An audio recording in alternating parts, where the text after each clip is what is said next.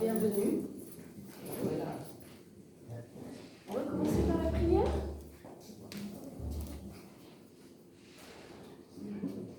Seigneur, en ce dimanche matin, on est venus ensemble pour te célébrer, pour t'adorer. C'est ta journée, Seigneur, une journée que nous voulons te consacrer, pour t'apporter quelque chose de nos cœurs. Seigneur, sois présent parmi nous vraiment et dirige-nous. Ouvre nos oreilles, ouvre nos yeux et que nous puissions te contempler et t'adorer. Amen. Amen.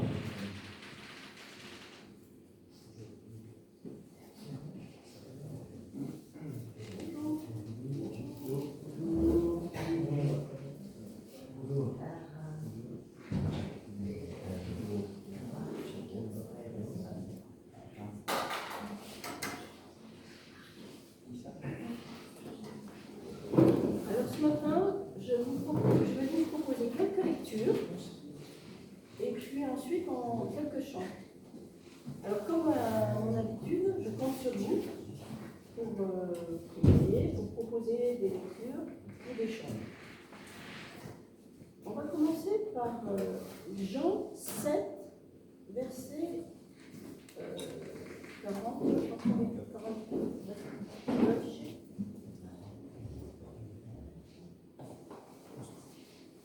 Tu veux lire, Olivier? Oui. Quelqu'un voulait l'arrêter, mais personne n'osa porter la main sur lui. Les gardes du temple retournèrent auprès des chefs, des prêtres et des pharisiens. Ceux-ci leur demandèrent: pourquoi ne l'avez-vous pas amené? Ils répondirent: personne n'a jamais parlé comme cet homme. Tu peux laisser ce verset? Donc les responsables juifs veulent arrêter Jésus, qui le dérange beaucoup. En fait, ils reviennent bredouille. Ils étaient partis pour arrêter Jésus. Ils reviennent bredouille. Et quand on leur pose la question pourquoi, ils répondent: personne n'a jamais parlé comme cet homme. C'est quand même surprenant cette réponse. Mais dans Jésus, tout les dépasse. Seulement quelques paroles et ils n'osent pas l'arrêter, ils n'osent pas le ramener. C'est quand même surprenant, parce que Jésus était un simple homme, et qu'est-ce qu'il avait bien pu dire pour que ces chefs religieux n'osent pas l'arrêter? Alors on va continuer la lecture, Jean 8, verset 25. Voilà quelque chose que Jésus disait. Qui es-tu, lui dirent-ils. Jésus me répondit: ce que je vous dis dès le commencement. Voilà, simplement. Il pose la question, là c'est plutôt la foule qui demande à Jésus qui il est. Il y a plusieurs réponses, et finalement Jésus dit ce que je vous dis depuis le commencement. Dans une autre version, il est dit exactement ce qu'aussi je vous dis. C'est quand même surprenant comme réponse, mais ça veut dire que Jésus était transparent, il était limpide. Il n'était pas hypocrite, comme on veut souvent l'être, en tout cas moi. Il donnait une bonne apparence, une bonne impression, et je pense qu'on en est tous un peu au même point. On veut donner une bonne impression de nous-mêmes, mais Jésus n'avait pas besoin de ça. Aucune hypocrisie chez lui. Il est exactement ce qu'il dit depuis le début. Alors maintenant, on va faire quelques lectures qui nous montrent ce que Jésus dit depuis le début qu'il est, et puis on va faire méditer sur ces paroles. Première lecture. Jésus leur dit: je suis le pain de vie. Celui qui vient à moi n'aura jamais faim, et celui qui croit en moi n'aura jamais soif.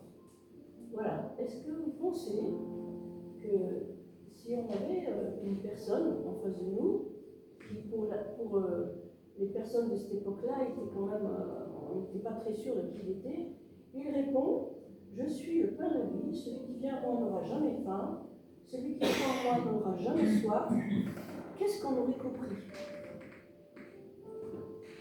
à l'époque? C'est au tout début de l'évangile. Jésus leur dit: je suis le pain de vie. Ben, nous, avec le recul, on comprend cette parole. Mais à l'époque, à 100 000 pour la vie, oui. C'est exactement ça, oui. Tout à fait. On continue? Jésus leur parla de nouveau et dit, je suis la lumière du monde. Celui qui me suit ne marchera pas dans les ténèbres, et il aura la lumière de la vie. Je suis la lumière du monde. On est dans un monde qui est quand même bien obscur. Et Jésus nous dit, je suis la lumière du monde. Celui qui me suit ne marchera pas dans les ténèbres. C'est-à-dire, celui qui me suit, c'est où il va. On continue. Je suis la porte. Si quelqu'un entre par moi, il sera sauvé. Il entrera et il sortira et il trouvera des pâturages. Ça, c'est pareil. Hein. Celui qui entre par moi. Je pense que, comme ça, on ne sait pas ce que ça veut dire. Nous, avec le recul, on sait ce que ça veut dire. Mais quand Jésus dit, je suis la porte, si quelqu'un entre par moi, entrez par lui, qu'est-ce que ça peut bien vouloir dire? On continue? Je suis le bon berger. Le bon berger donne sa vie pour ses brebis. Ça, c'est un verset qui nous est bien cher. Hein. Je suis le bon berger. On peut compter sur lui. Il a donné sa vie pour nous. Je suis le bon berger.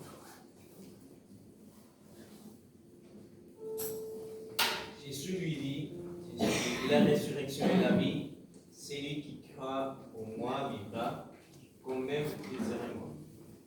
Voilà une drôle de parole, mais aussi, en même temps, un encouragement formidable. Je suis la résurrection et la vie.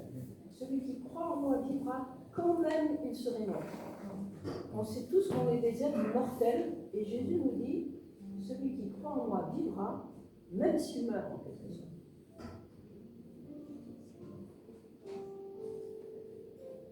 Enfin, je suis le chemin, la vérité et la vie. Le chemin, la vérité et la vie. Nul ne vient au Père que par moi. Encore un.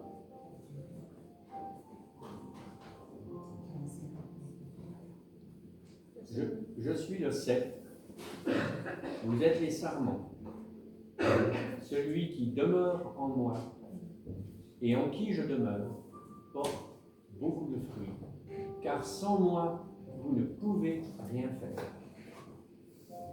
Alors si on récapitule un petit peu toutes ces paroles que Jésus a dites, lui qui a dit « Je suis exactement ce que je vous ai déjà dit », il est le pain de vie, il est la lumière du monde, il est la porte, il est le bon berger, il est la résurrection et la vie, il est le chemin, la vérité et la vie, et il est le cep.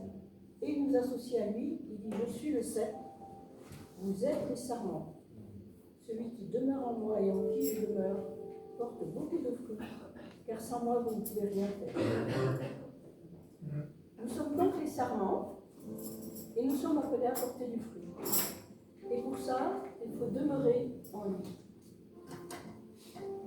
Alors je ne sais pas si ces paroles vous ont inspiré des chants. Non, oui, je pense à lumière du monde. Lumière du monde. Alors, on ne l'avait pas prévu, mais vas-y, tu peux chercher. Lumière du monde, dans l'obscurité.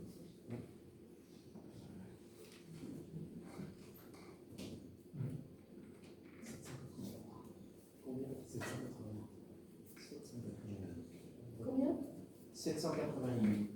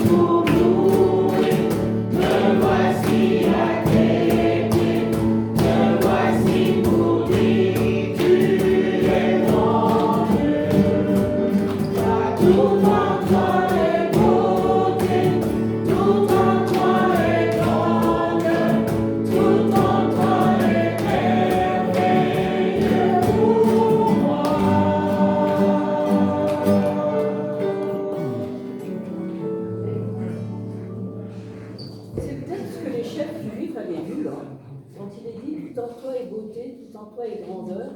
Simplement en le voyant, en s'approchant, il devait rayonner de quelque chose qu'on ne peut pas comprendre.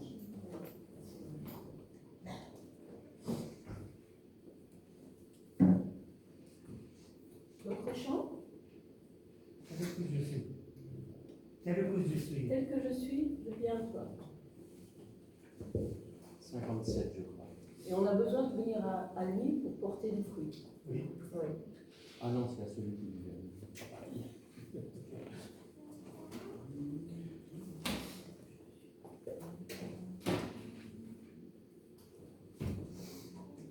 Tel que je suis. 243 dans la page. Non, mais 84. Un petit peu.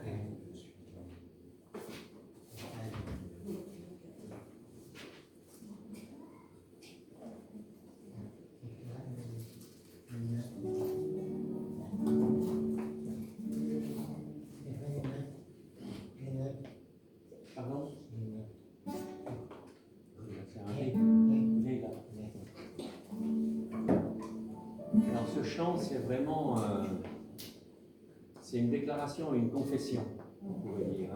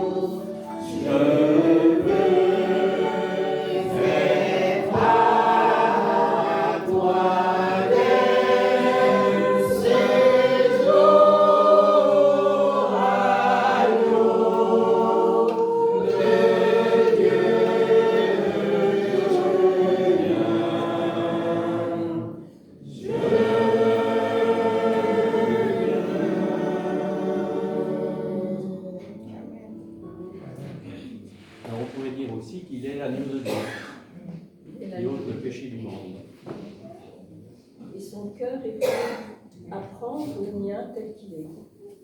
On est tous là, on se retrouve tous là ce matin avec toutes nos imperfections. mais le Seigneur nous prend tel qu'on vient, tel qu'on est. Il suffit qu'on reconnaisse notre état et lui nous prend tel qu'on est. Du coup, j'avais envie qu'on chante un chant que j'avais prévu, le 332. Merci notre Père. En fait, ce chant, j'aime beaucoup ce refrain. Merci notre Père d'avoir donné Jésus, ton Fils. En fait, on célèbre, et on a bien raison, on célèbre Jésus, on célèbre la croix, on célèbre la souffrance de Jésus sur la croix. Et j'ai souvent, enfin, en tout cas c'est mon sentiment, c'est pas forcément le vôtre, mais qu'on oublie la souffrance du Père qui donne son Fils. Et justement, si on fait la comparaison, on dit souvent que dans l'Ancien Testament, Abraham qui apporte son fils, un sacrifice à Dieu, on imagine, est-ce qu'on peut imaginer 2 secondes le tourment du Père sur ce chemin qui nous conduit au mont Moriah, il sait qu'il va poignarder son fils. Son Dieu lui a demandé d'offrir son fils. Et en fait, ça peut nous donner une image de la souffrance que Dieu a éprouvée en donnant son fils pour nous. La différence, c'est que Isaac ne savait pas ce qui allait se passer. Et là, Jésus, lui, il sait ce qu'il attend. Donc en fait, ils souffrent ensemble. Mais Dieu souffre comme son fils. Alors merci notre Père d'avoir donné Jésus, ton fils.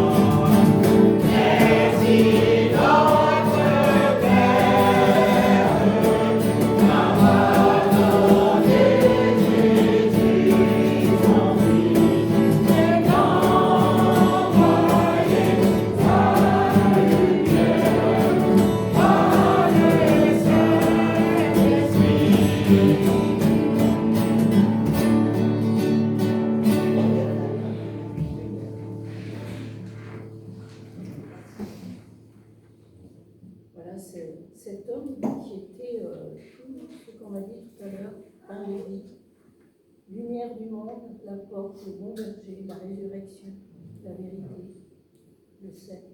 Cet homme, on l'a crucifié. Et ce n'est pas les hommes d'autrefois qui l'ont crucifié, c'est nous-mêmes.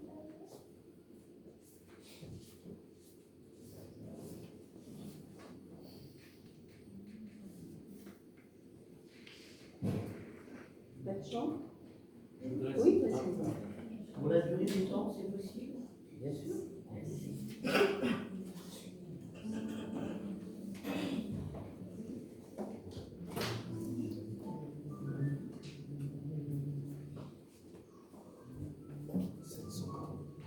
Combien? 542. 542.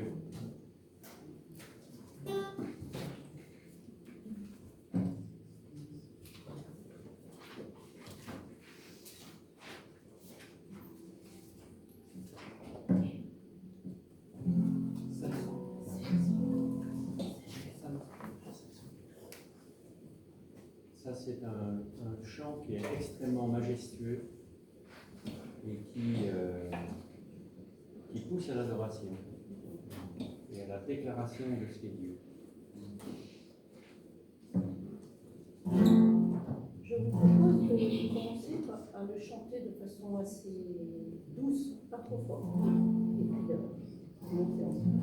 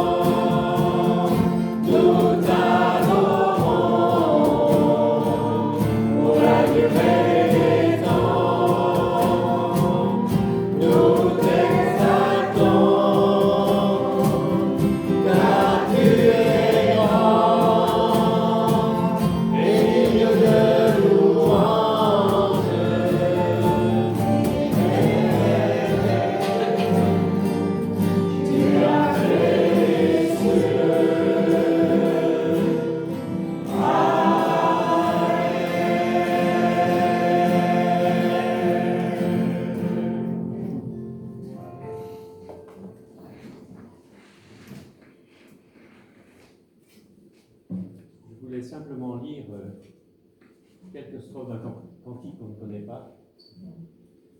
Le ciel a visité la terre.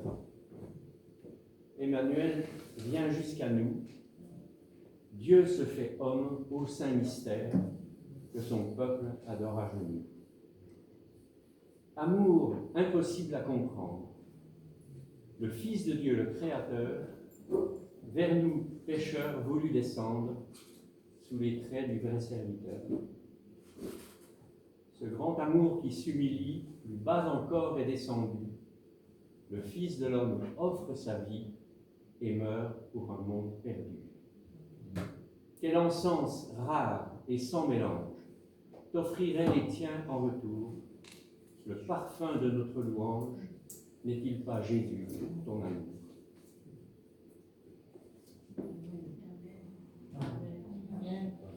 Je vous propose un temps de prière.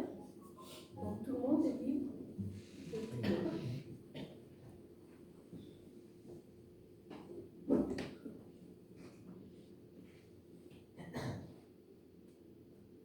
Mais Seigneur, j'ai vu que tu as tout fait sur la terre. Non simplement on existe. Tu es sacrifié pour nous. Hein. Tu as souffert pour nous. Tu as souffert contre nos péchés. Pour éviter le péché de nous humains. Merci. Tu as tout fait, Jésus-Christ. Amen.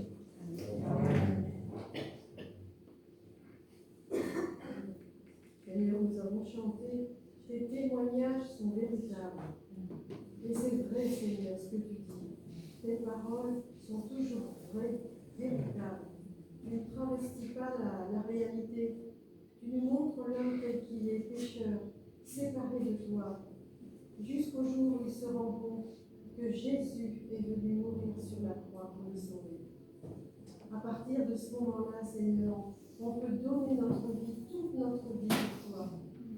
Et savoir, être certain, avoir l'assurance, eh bien, que le salut vient de toi, vient de ton sacrifice sur la croix, et que ta grâce vient authentifier tout cela. Merci, merci Seigneur. Merci Père, merci Jésus, merci Esprit Saint, de nous montrer les choses, d'éclairer nos yeux qui sont tellement, qui ont du mal à comprendre la vérité.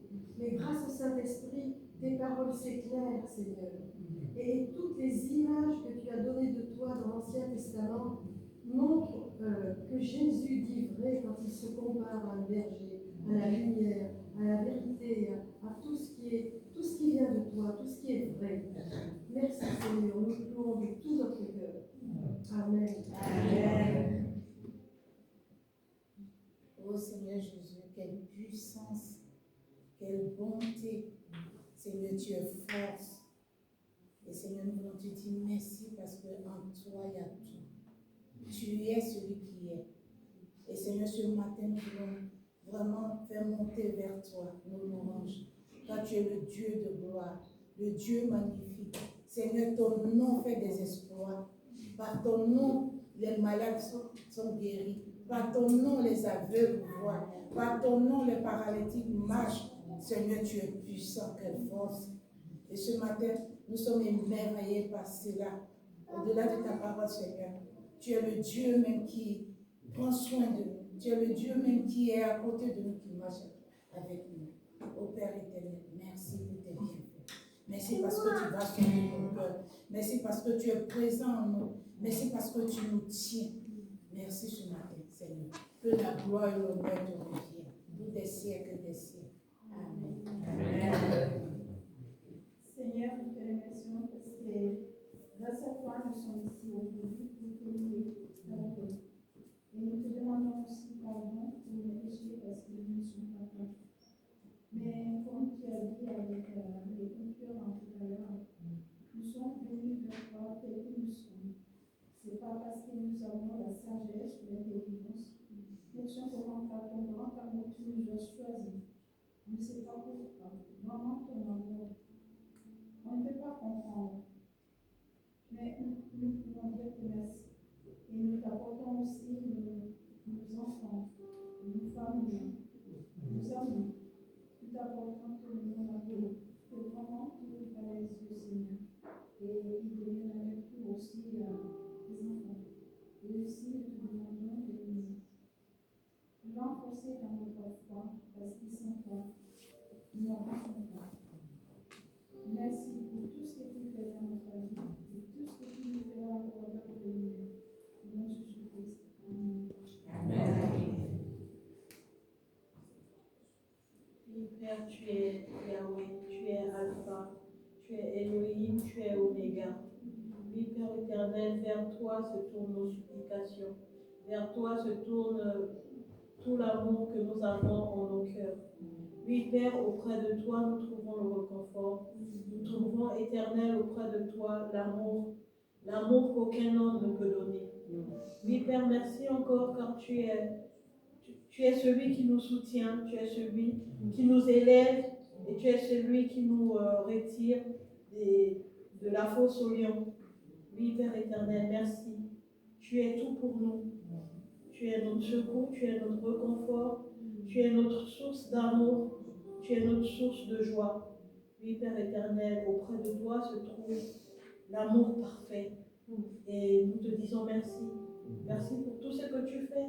Merci pour tout ce que tu es pour nous. Merci pour tout, Père.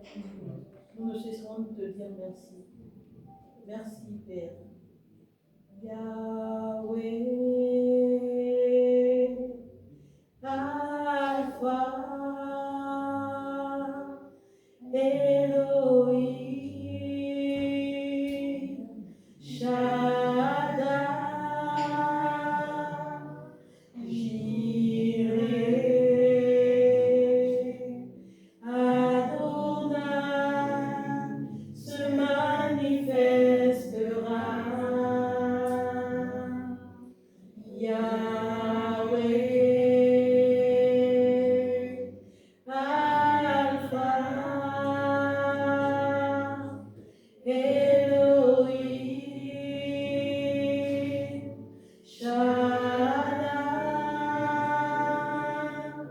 Jireh, Adonai se manifestera. Si tu l'appelles, il se manifestera. Si tu l'invoques, il se manifestera. Si tu l'implores, il se manifestera. Yahweh, Alpha, Elohim, Shaddai, Jireh, Adonai se manifestera. Amen. Seigneur, ta gloire était grande déjà quand tu es venu sur la terre, que tu nous as rendu visite pour te révéler à nous, pour révéler le Père et le grand plan, le grand projet de Dieu pour nous. Et Seigneur, c'est toi qui en as payé le prix. Et ce matin, on veut te dire vraiment toute notre reconnaissance pour ce sacrifice sans lequel nous aurions perdu notre maison à jamais, ta maison. Et Seigneur, aujourd'hui, ta gloire est encore plus grande, si on peut dire les choses comme ça. Et ton nom est au-dessus de tout nom. Et on te bénit. Amen. Amen. Je propose qu'on chante le 640. Ô Jésus, mon sauveur, Seigneur, nul n'est comme toi. Jour après jour, je te louerai.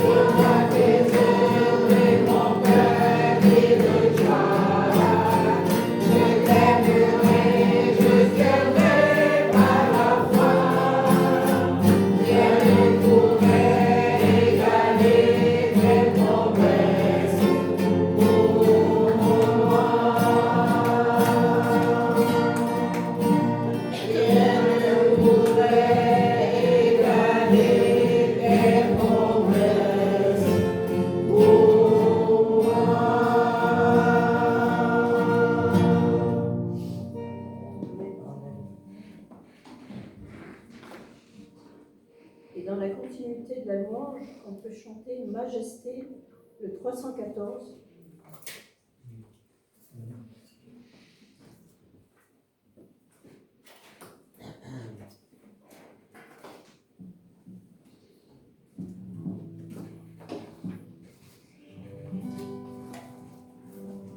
Il n'y a qu'à lui qui peut s'adresser à un pareil chant. Majesté, à lui la majesté. Louange, honneur et gloire.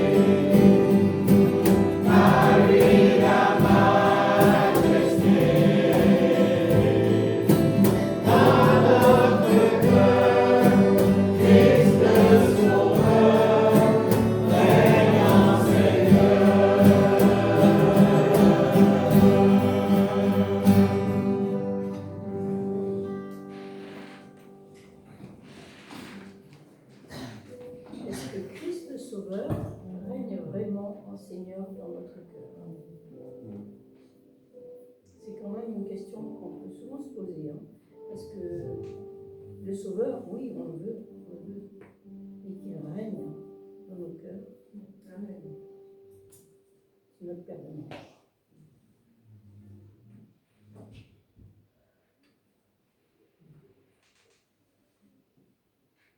Avant de passer à la Sainte Seine, je voudrais qu'on lise dans Luc 24, 30-31.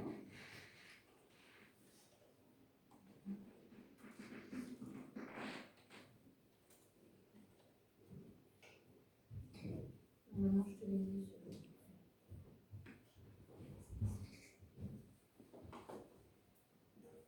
Pendant qu'il était à table, donc Jésus, vous connaissez l'histoire des disciples d'Emmaüs qui retournaient complètement découragés dans leur village.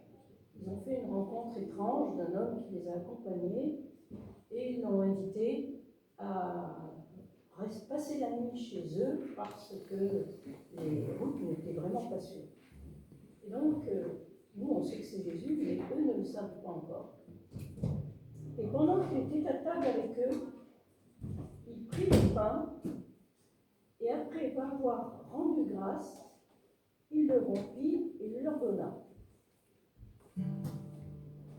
Alors, leurs yeux s'ouvrirent et ils le reconnurent.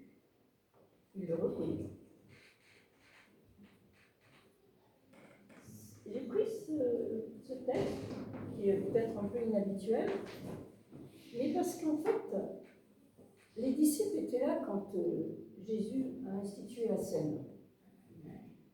Et a priori, ils étaient comme nous, ils étaient loin d'avoir tout compris. Et puis là, Jésus fait ce bout de chemin avec eux, parle avec eux. Ils ont parlé de beaucoup de choses, de tout ce qui venait de se passer, puisqu'ils disaient à Jésus, mais enfin, tu n'es pas au courant d'où tu viens, que tu ne saches pas ce qui s'est passé à Jérusalem ces derniers temps. Et a priori, je sais pas, on oublie très vite, on est tous les mêmes, on oublie très vite. Et pourtant, Jésus leur avait souvent dit qu'il allait à Jérusalem pour y être crucifié, qu'il ressusciterait.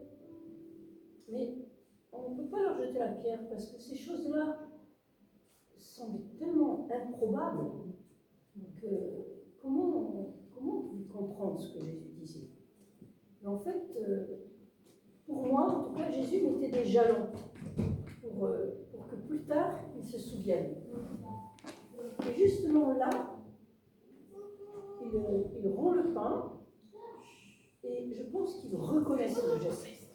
Ils reconnaissent ce geste que Jésus a fait juste il y a 3-4 jours avant, 3 jours, je ne sais pas exactement. Jésus avait déjà fait ce geste. Et là, oui, c'est un geste qu'ils connaissent. Et ils le reconnaissent. Et je me disais que le Seigneur, comme chaque dimanche, il nous invite à partager le pain et le vin. Et est-ce que, je me posais la question, est-ce que nous allons le reconnaître quand nous allons partager ensemble ce pain et ce jus de raisin? Est-ce que nous allons le reconnaître? Est-ce que nous allons reconnaître que c'est pas moi, c'est pas ces personnes ici qui proposent, c'est lui-même. C'est lui-même qui nous propose ce partage. Et il nous a dit depuis longtemps de le faire en souvenir de lui. Est-ce que nous allons vraiment le reconnaître, comme les disciples ont fait? Est-ce que nous allons reconnaître que c'est vraiment lui qui nous tend ce pain, qui nous tend ce jus de raisin? C'est pas un être humain, c'est lui. Est-ce que l'un de vous peut prier avant qu'on partage? Oui. Seigneur notre Dieu, nous nous présentons devant toi humblement. Nous savons que nous sommes pécheurs. Nous sommes nés pécheurs, nous mourrons pécheurs. Tout à l'heure, en sortant de l'église, nous ferons encore des péchés par nos pensées, par nos actes, nos réactions. Mais toi, tu nous aimes avec tout ça. Et tu t'es sacrifié pour nous. Toutes nos blessures internes, tous nos péchés, toutes les choses qui outragent les gens autour de nous, tu les prends sur toi. Tu veux vraiment que par ton sacrifice, nous puissions être sauvés. Parce que tu nous aimes. Seigneur, tu nous connais quand nous sommes venus au monde, tu étais là. À chaque instant de notre vie, tu étais là. Le moment où nous partirons, nous retournerons en poussière, tu seras encore là. Eh bien, puisque tu nous as permis d'être là ce matin, entre sœurs, entre frères, ici à Chalon, mais de par le monde, tout autour, Seigneur, nous te disons merci. Mais c'est un merci qui veut dire la plus belle chose dont nous sommes capables de te dire. Parce qu'on n'a pas de mot assez fort. Et le mot merci, c'est un mot et d'amour et de reconnaissance et de compréhension de ce que tu as fait pour nous. Alors Père, nous te disons merci. Merci et espérons être dignes, ne serait-ce que dans les heures qui suivent, de ton sacrifice. Merci. Amen. Amen.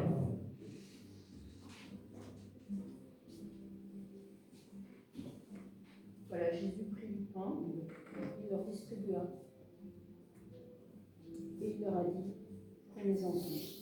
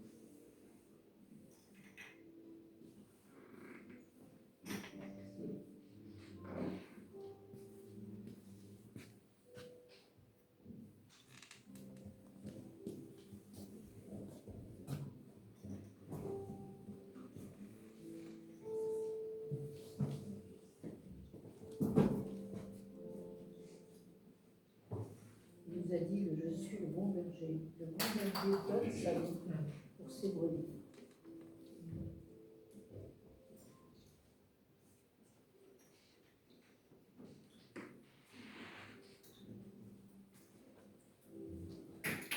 On peut prendre ensemble ?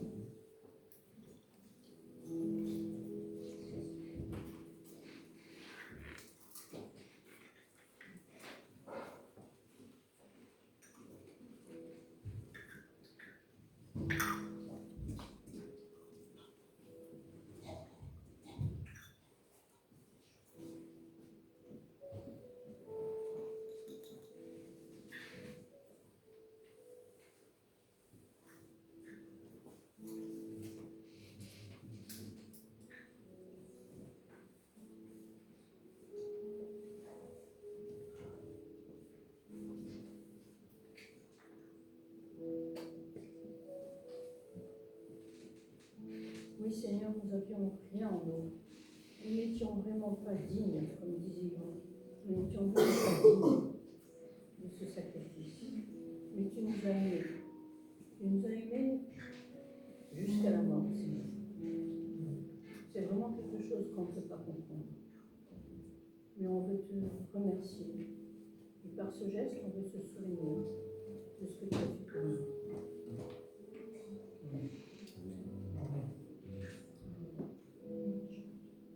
Seigneur, ta parole nous dit qu'il n'y a pas de plus grand amour que celui-ci,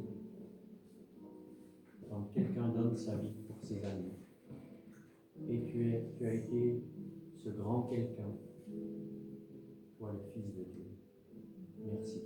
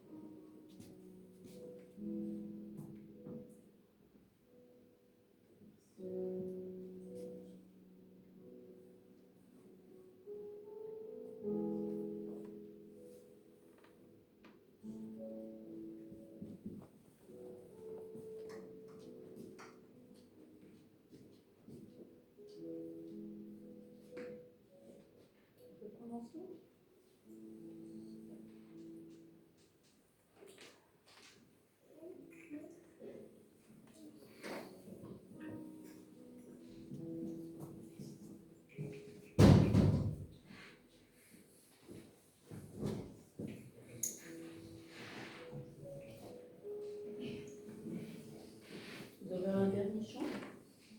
Enfin? Est-ce qu'on peut chanter le 94, quel ami fidèle est ton?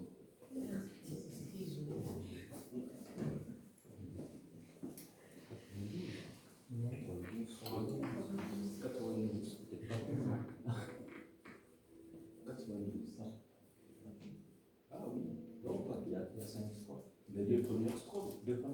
Si on en rajoute une. Ah, C'est la cinquième aussi. Comment? C'est la dernière aussi. la dernière aussi.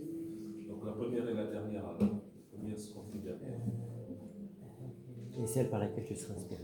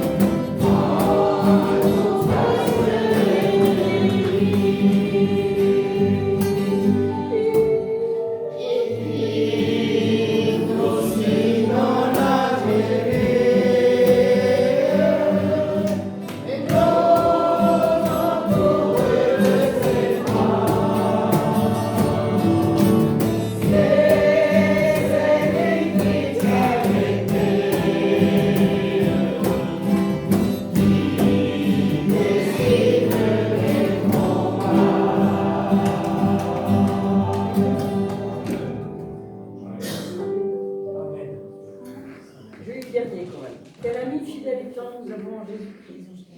Bientôt, il viendra nous prendre pour être au ciel avec lui. Suivons donc l'étroite voie en comptant sur son secours. Bientôt, nous aurons la joie de vivre avec lui toujours. Amen.